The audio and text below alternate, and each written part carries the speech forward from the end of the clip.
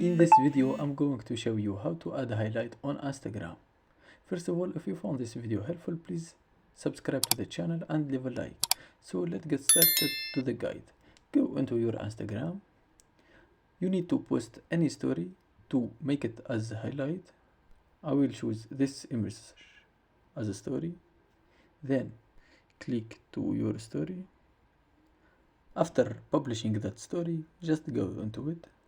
Then click at three dots. Then click at highlight.